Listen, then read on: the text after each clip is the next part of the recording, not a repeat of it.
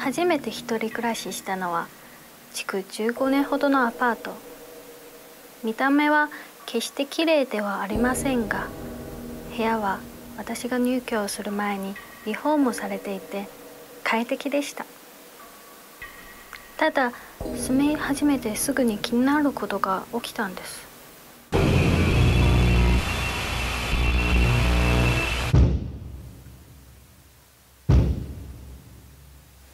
金曜日の夜のこと。もう夜の12時になろうかっていう時に、隣の部屋から壁を叩く音が聞こえてきたんです。ドン。鈍い音は20分ほど一定のリズムで続くとふっと消えました。そしてその夜はもう壁を叩く音が聞こえてくることはなかったんです。再び聞こえてきたのは前回と同じ金曜の夜。ドンドン。隣の住人の仕業でしょう。なんて迷惑な話。次の金曜日。ドンドン。再び壁から音が聞こえてきました。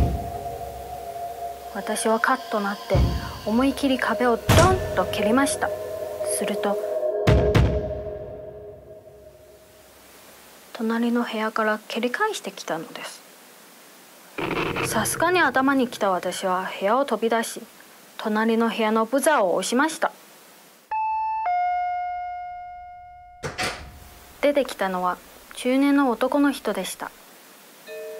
どういうつもりですか？毎週こんな時間に壁を叩いて。強い口調で言うと、私が蹴ってきたから蹴り返しただけだって言い返してきました。ドンドン。なおも部屋の中から壁を叩く音が聞こえてきます。ほら叩いてるんじゃないですか。同居人に注意してください。すると男性は、住んでいるのは俺だけだと言いました。じゃあこの音は。怖くなった私は次の金曜の夜、霊感の強い友人に来てもらいました。そして夜が更けるのを待っていると、ドンドン。再び壁から音が聞こえてきました。早くこの部屋から出なさい。友人はカッターはないかと尋ねてきました。こんな時にどうしてカッターは必要なの？そう思いながら手を出すと、友人はスッと壁紙を切り始めたのです。そして壁紙の一部を剥がすと、そこにはどす黒いシミがありました。友人は言いました。女の人がここに正座して壁に頭を打ちつけているのが見える。そう、それは額から流れた血の跡だったんです。壁が血で染まるほど何とも何とも頭を打ちつけるなんて。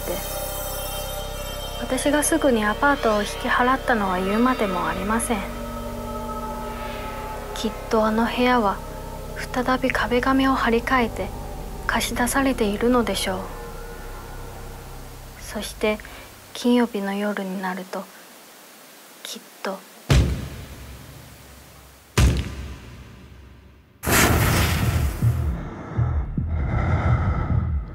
チャンネルへのご登録をお願いします。